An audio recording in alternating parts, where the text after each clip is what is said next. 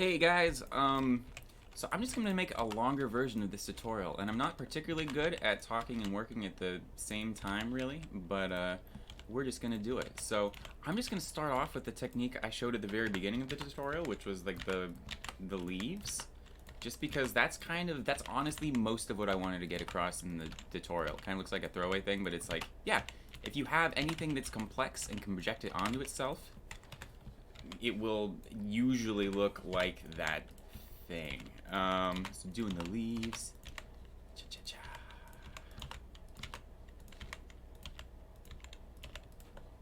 This feels so...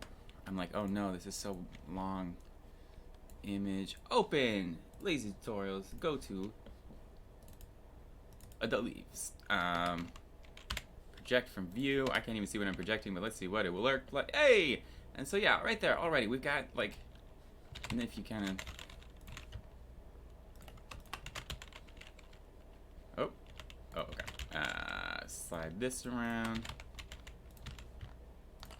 We got, so it looks weird right now because we've got on this thing, like, let's turn up the roughness, turn down the specular. Yeah, so yeah, from a distance like that kind of works as fallen leaves, which means kind of the same thing if we did the city.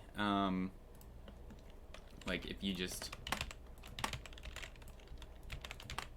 dun, dun, dun, dun.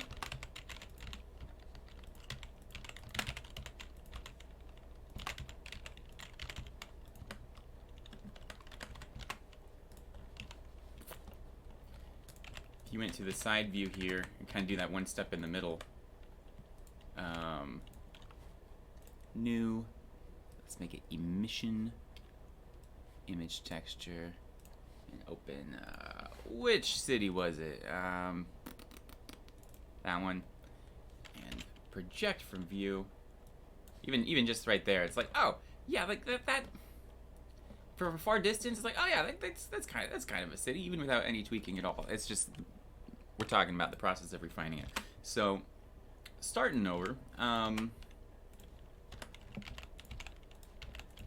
hard part in stuff like this is like when you just have to keep generating random things. You go, yeah, that kind of looks like a building. What would another building look like in relation to that? Like, I guess they can be wider and shorter, or like, I like, you know, in cases like this, it's all just rectangles, so you can just, yeah, I think I tend to make my cities too tall, but that makes them more sci-fi. Oh, like right now, like I haven't been adjusting the width. I'm like, oh, gotta do that. This is maybe a convention center. Here's a little McDonald's. We'll be going through afterwards and cropping off the bottom if we feel like it, and so we don't have to worry too much about that. There's some tiny apartment buildings. Here's a row of apartment buildings, and even this is like, this is obviously in pursuit of when you've got a when you have a city skyline that we're trying to emulate, you're mostly just looking at this, you know, silhouette right here, and the fact it's filled with this colored light pattern. And so like right here, there's obviously no real places for streets to go. We're just worrying about that overall shape from the side view, which is very useful to keep in mind, of like just trying to match up where you know the scene's going to be seen from. Like I do that a lot with projection mapping, where it's like, yeah, I'm not making a model, I'm making a finished image. And so if something doesn't totally hold up from the back, it's like, oh, well then just put it up against the wall. People never see the back. Okay, so, oh, added a seam or something. I'm forcing myself to use the Blender 2.8 hotkeys, and it's honestly making me a little bit crazy because all of my muscle memory has been set up for the past like 13 years with the other way. So here we go, bevel it with that. Oh, that's Control B. Oh yeah, I was gonna be giving like hotkeys and stuff. I kind of assume people know this, but faces. I'm gonna select some faces now. That's Shift left click. In fact, actually, you know what I'm gonna do? Select one, and then I'm gonna go. Where we go? It's up here now. Select similar, normal, and I think that's also Shift G, normal. Now we've got all of those rooftops here. Gonna deselect these tiny little ones. Hit I to inset.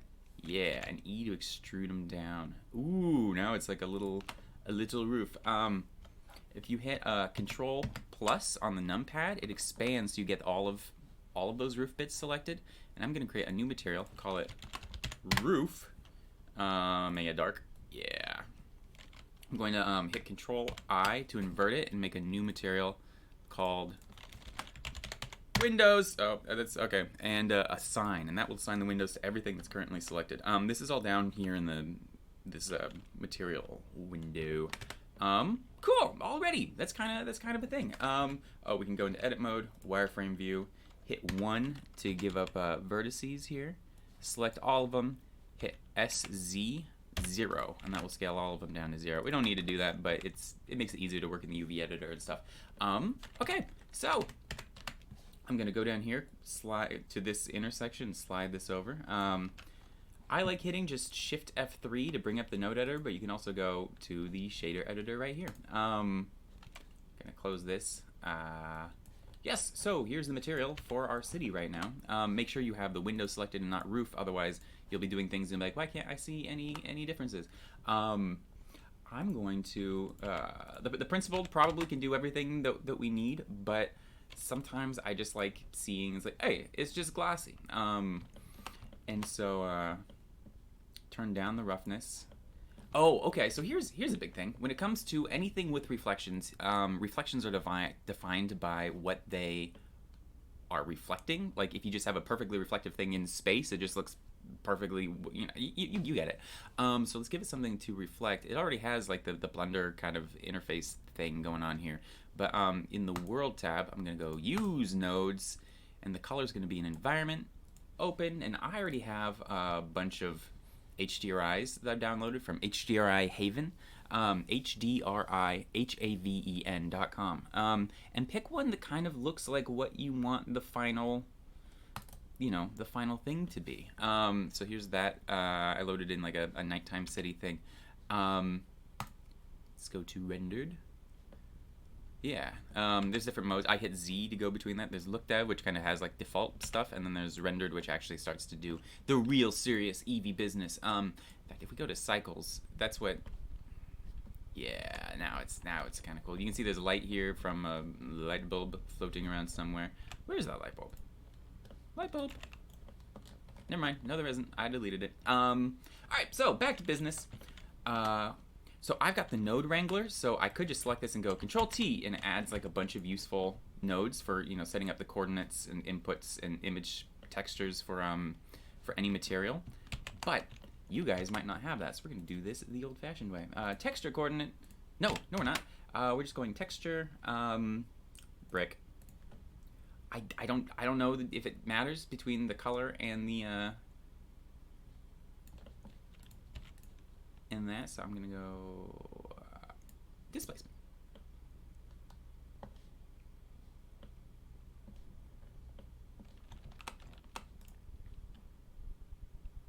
Yes, there we go. Okay, and the a texture input object into the vector. Woo! And we're gonna give ourselves a little control object here. It's gonna be this cube. Use this eyedropper, select the cube, and now ideally we can rotate it 90 on like X. Scale it up. Yeah, there we go. It's doing its thing. And then 45. And that's just because like it's only projecting from one angle, which means you get this stretching, which is the thing you get a lot with projection modes, where it only works well for one axis. So I do like to rotate everything like 45 degrees, and now it's equal on all sides. So that's a fine window thing. Tuck it underground. Go back here, and you can see it's kind of this brick offset. Make that 0. There we go. I'm also gonna try to I guess I'm trying to look in the background here. Can you see reference? But you really can't.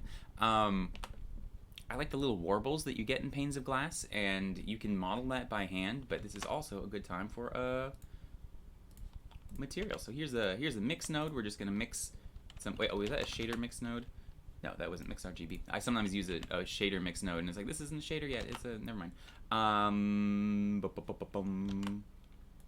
Texture, Mudsgrave, great. Feed it in there. These are big warbles, so I'm gonna scale it way up. Woo, it's too much. Yeah, it's pretty good. And the factor, I think I have to go like really small. Ooh, I mean that's already not horrible. 0, 0, 0, 5. Yeah, there we go. That's just a tiny little bit of warble. Maybe turn up detail a little bit, and then it's 0.00025. Yeah, just subtle. All right, and then the fun bit. Let's go back to look dev here. You can navigate using the the numpad keys. I'm gonna hit 1 and then 4 to rotate this way. It automatically switches you into a perspective view, so hit 5 on the numpad to go back to orthographic. Tab for edit mode, A to select everything, U project from view. Great, so we have now projected the textures in the UV, given them UV coordinates. But to see what that is, we got to go up to the UV editor here. There it is. We need to give it the city background. So let's open up our city. And because we can, I'm going to kind of line up the base here with these bright lights just to kind of simulate like brighter city streets. Alright,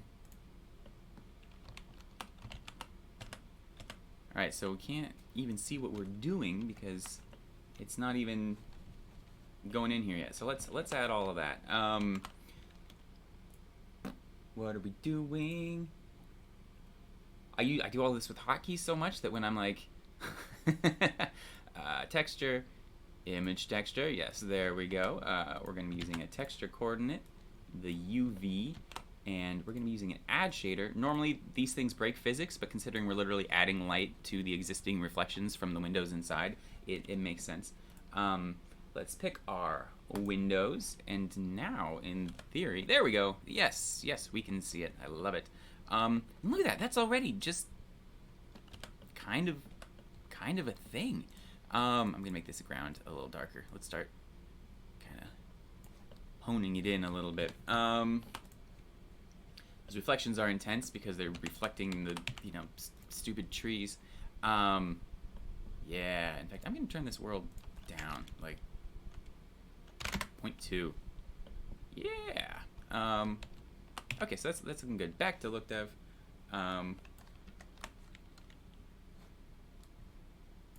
UV editor, select everything, and I'm just gonna select these and hit Control L to select all of them.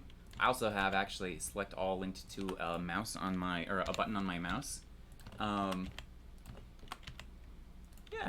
Yeah, I'm just putting in places where there's windows. You can see on the places right here where it's diagonal, that's a little funky. But you can actually just select that face. Whatever face you have selected here will show up in the UV editor too. So if I do that, and just slide these two over, and then put them somewhere. See, it's all square now, and that's nice. So maybe we can do that with a couple of these. I was hoping maybe I could just select that one top edge, but that'd be silly. Dun, dun, dun. Yeah. Cool. Then I guess what's next is adding little red lights. You don't have to add little red lights. I just like to do it because I'm gonna darken the buildings up actually. Oh, there we go. Yeah, so here in the glossy, you can make it, if it's black, it doesn't really gloss at all, and if it's white, it's just straight disco ball. And so I'm going to kind of go. I'm gonna go a little dark here. Another thing that can help for just kind of isolating the windows is why am I do this all the time where I'm like I'm working this tiny little cross section. Why did I do that? Okay, so after the windows texture, I'm gonna put in a color RGB curve. Woo! And pull it down. And see, now that gets rid of everything. You can, you can make it all brighter, and then it's dumb. But make it darker, and it just kind of brings the windows out right here. Okay, so make a cube. Where's that cube? There it is. Go to the materials tab, make a new one. It's gonna be an emission of straight red, and we're gonna call it something in the object thing. It's gonna be beacon of life. It's like this. Send in particles. So here's the particles. New one. Particles are great. Beacons forever. Wow.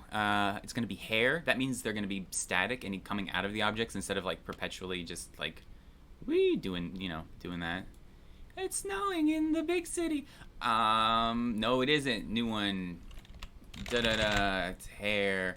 And the source is going to be from the vertices. That means it's just going to come anywhere two edges meet. Is a vertice, and that's where we're going to put our little red lights. Right now, it's already doing. Look at that, amazing things of nightmares. So let's have it instead render as an object, and that object is the beacon of life. There we go. It's beacons everywhere. They're huge, and you can see there's like too many because there's like vertices in here too, and I think maybe that doesn't even matter. We're gonna scale it. We're gonna scale it down. Yes, in fact, maybe increase the randomness. When you increase the scale randomness, it only ever errs on the side of them getting smaller, so it's kind of a nice way to do all that.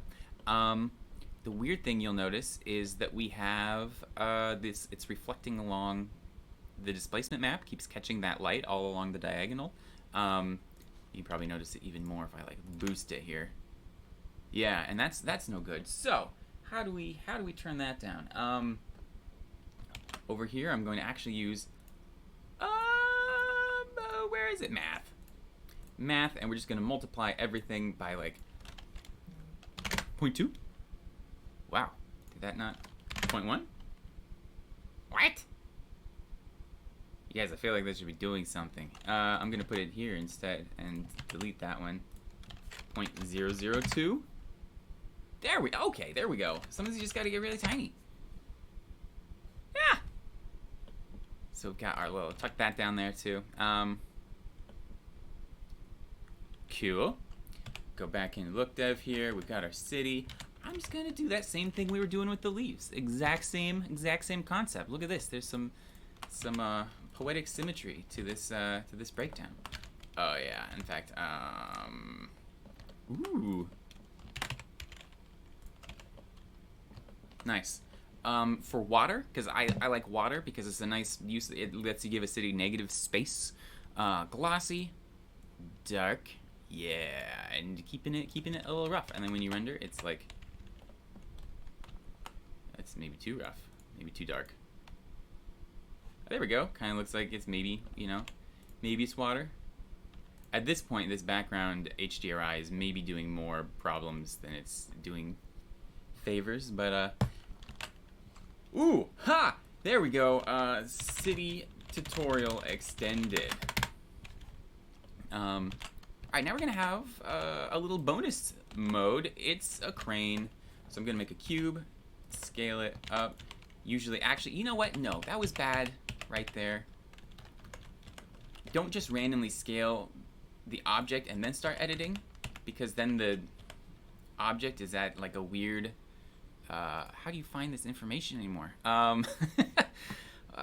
It's location, rotation, where's the scale? Anyways, it affects the scale. It means now any like modifiers you apply will also be stretched along this same thing.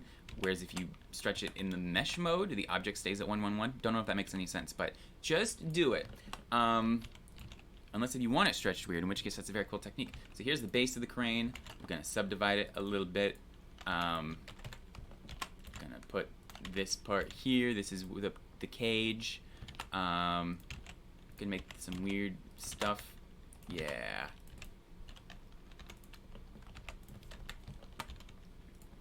Dun, dun, dun. I should look at real cranes and see how they work instead of just trusting my imagination. That's a good idea for all of this, actually. Woo! And then kind of just extrude little cubes. Yes. Yes. Subdivide here. Select everything. Hit F3. Triangle faces. Yes, and now it's like it's a triangle. I'm just gonna take this and just add some extra geometry in here, just to darken it up. And this suddenly looks very wide, so I'm going to. Oh yeah, that's better right there. In fact, all of this is a little bit too fat, but alright. So when we have this, and then we add our of course wireframe modifier, thicken it right up. That's no good. Uncheck even thickness. Yes.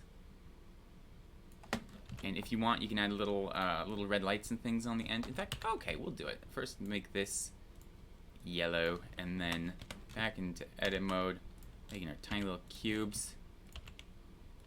And you remember our way of adding multiple materials. You just click plus, and this will be, you know, red light. But right now it's not a sign, so you click a sign, make it a red emission. In fact, let's reuse our red light from earlier. Yes, that's, which I didn't name, but, you know, pretend I did. And now the cranes will have little lights. I live near Seattle, where, you know, the city skyline is just full of these things, and so it just helps. Yeah. We could probably do this with particle system. I don't know what angle we're going to be looking at this yet, so I can't really like even optimize where I'm placing them. But yeah, gonna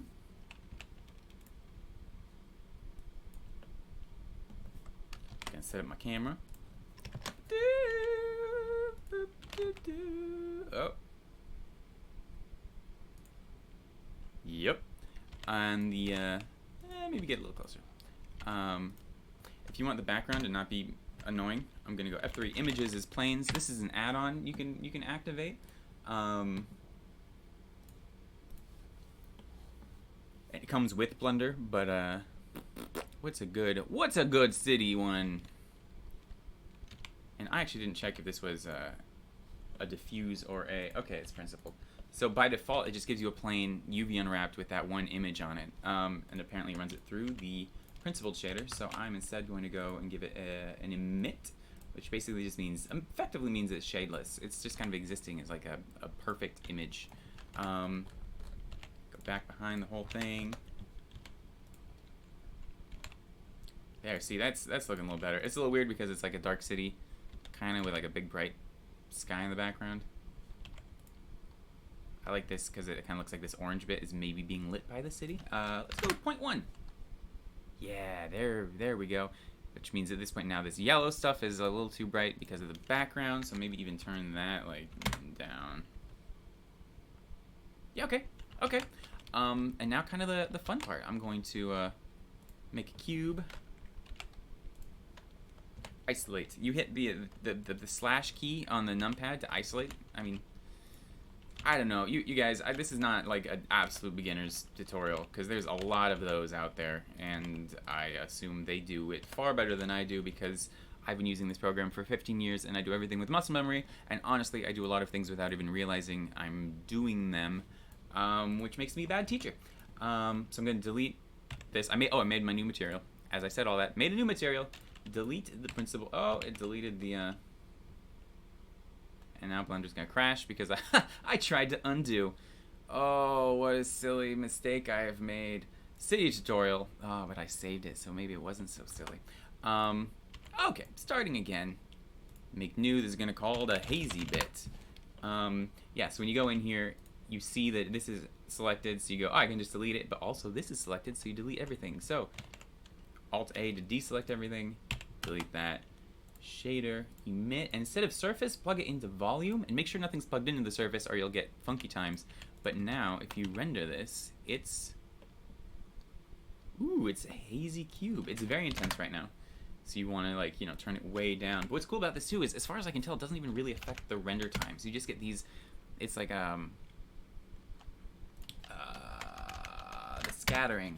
the scattering thing, but without the crazy beans render times.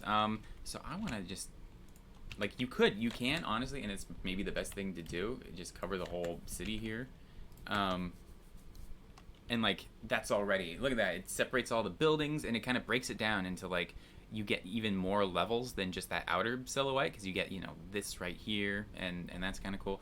It also kind of shows you that as you're trying to refine, the selection thing is very weird for this stuff too. What? Okay. I'm going to move these back just to kind of help separate them from the rest of the city a little more, and you can kind of see that. That's cool. Okay, so I like that, but also let's halve it. I'm going to duplicate this and scale it. It's a little bit weird because you can see it's a rectangle. I'm going to select these top faces and scale them together so it kind of fades out as it gets to the top. Yeah, I can fatten it up here, and then you have kind of just like a little wedge you can stick places. Where'd it go?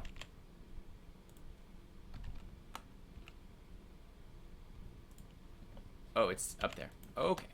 Yeah, there we go. In fact, let's make it in the viewport orange. Now we can see what we're doing. And so I'm gonna place it just kind of somewhere in between buildings here, and I'm gonna extend it so we don't see the end. Yeah.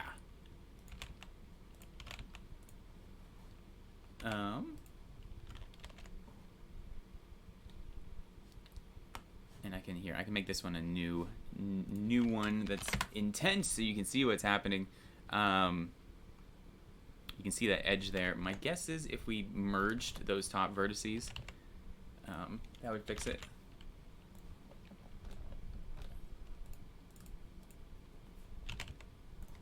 But instead, I'm just gonna turn it down, make it skinnier, turn it down. Is the guy here? Oh, okay. You on a call or Hmm? something? You on a call or something? No, I'm recording a thing. Oh, okay. People are trying to figure out this city, and I feel bad because there are like beginners who are trying to do it, and they can't.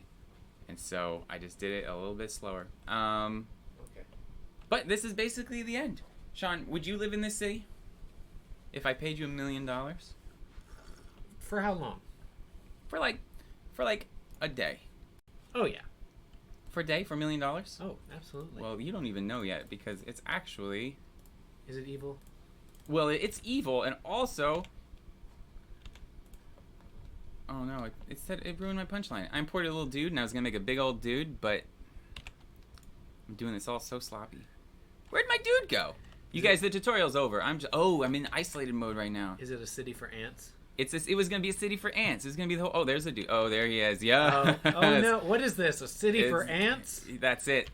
And then he's the. Oh no! Give him an emission texture. This is the most important part of it, actually. I mean, it looks uncomfortable. He's pink. I'd lay on that for a day for $1 million.